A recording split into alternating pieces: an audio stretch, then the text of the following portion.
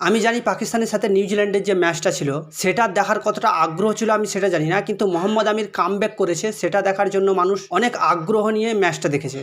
কেননা মোহাম্মদ আমির 2019-এর পর তার প্রথম ইন্টারন্যাশনালে সে বল করতে এসেছে। আর আপনাকে বলি, ওয়ার্ল্ডের গ্রেট বলারদের মধ্যে মোহাম্মদ আমির একটা। আপনি জেনে থাকবেন যে মোহাম্মদ আমির শুধু একটা নাম না, সে একটা ব্র্যান্ড। আর আপনাকে বলি, সব দেশের ক্রিকেট ভক্তরাই, শুধু পাকিস্তান ফানরাই না, এমনকি ভারতের ফানরাও সেই ম্যাচটার উপর তাকিয়েছিল যে মোহাম্মদ আমিরের পারফরমেন্সটা কেমন হয় সেটা দেখার জন্য। কিন্তু আপনাকে বলি, পাওয়ার প্লেতে নাসিম শাহ, সাইন আফ্রিদি এবং মোহাম্মদ আমির যে লেভেলের বল করেছে, ওয়েল অ্যাস্টনিশিং। মোহাম্মদ আমির 3 ওভার বল করে 13 রান দিয়েছে, 4.33 তার ইকোনমিক, এবং সে 2টা উইকেটও নিয়েছে। মোহাম্মদ আমিরের কামব্যাকটা সেই লেভেলের ছিল।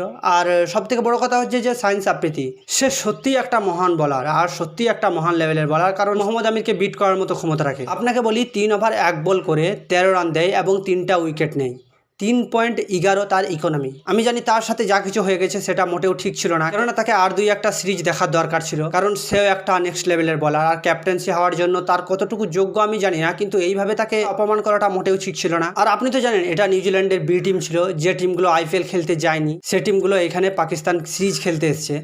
আর হ্যাঁ, পাকিস্তানের মেন স্কোয়াড এটাই ছিল যে স্কোয়াডটা ওয়ার্ল্ড কাপ খেলবে, কেননা বাবর আজম তাদেরকে টেস্ট করানোর জন্য এই সিরিজটা খেলাচ্ছে। স্পিন বোলিংয়ের কথা বললে আবরার, সাদাব দুজনেই একদম পারফেক্ট। কথা আসছে যে শেম আয়ুব, উসমান খান। আর শেম আয়ুব তো শুধু এই চান্সটা না, শেম আয়ুব আগেও অনেক চান্স পেয়েছে, কিন্তু সে তেমন কিছু করতে পারেনি। তার হাইয়েস্ট স্কোর হচ্ছে 47, সেটাও নিউজিল্যান্ডের বিরুদ্ধে। আপনার মধ্যে কি কোশ্চেন আসছে, সে কি শুধু লিগেরই প্লেয়ার, সে কি ইন্টারন্যাশনালি প্লেয়ার না? আর সব থেকে বড় কথা হচ্ছে যে উসমান খান যে জবরদস্ত ফর্মে ছিল পিএসএল এর মধ্যে, সে ইউআইএ ছেড়ে পাকিস্তানের টিমে খেলতে এসছে।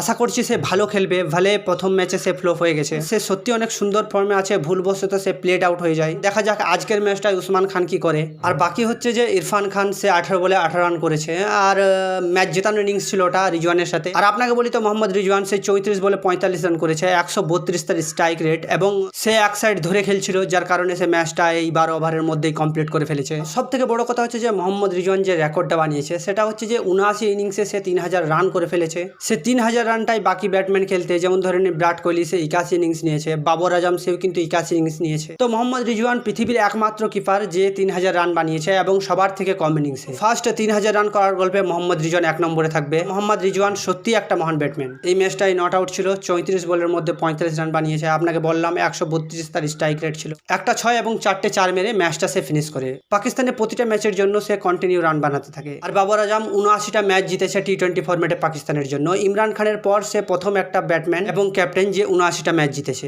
কিন্তু আপনাকে বলি, এই ম্যাচটায় বাবর আজমের পারফরমেন্স অতটাও সুন্দর ছিল না, 13 বলে 14 রান করেছে। কিন্তু বাবর আজম আজ অনেক খুশি ছিল, কারণ মোহাম্মদ আমির কামব্যাক করেছে, সাইন শাহ আফ্রিদি তার ফর্মে, এবং নাসিম শাহ অ্যাভারেজ বোলিং করেছে, খুব সুন্দরও না খুব খারাপও না, অলমোস্ট অ্যাভারেজ। আর সব থেকে বড় কথা হচ্ছে যে ইমাদ ওয়াসিম তো কামব্যাক করলো, কিন্তু তাকে খেলাচ্ছে না কেন? আমার অনেক ইচ্ছা ইমাদ ওয়াসিমের খেলা দেখা, তার স্পিন বোলিং এবং তার ব্যাটিং সবকিছু মিলিয়ে ইমাদ ওয়াসিম অনেক বড় একটা অলরাউন্ডার পাকিস্তানের জন্য। তো আমি দেখতে থাকবো ইমাদ ওয়াসিমকে কবে খেলাবে, আর দেখি আজ ইমাদ ওয়াসিমকে খেলায় কিনা, কারণ আজও পাকিস্তানের সাথে নিউজিল্যান্ডের ম্যাচ আছে। তো আমি অপেক্ষা করছি, আপনারা অপেক্ষা করুন। তো চলুন দেখা হচ্ছে পরের ভিডিওতে। আপনি যদি আমার চ্যানেলে নতুন হয়ে থাকেন তো দয়া করে আমার চ্যানেলটা সাবস্ক্রাইব করুন, আর ভিডিওটি যদি আপনাকে ভালো লেগে থাকে তো একটা লাইকও করে যাবেন।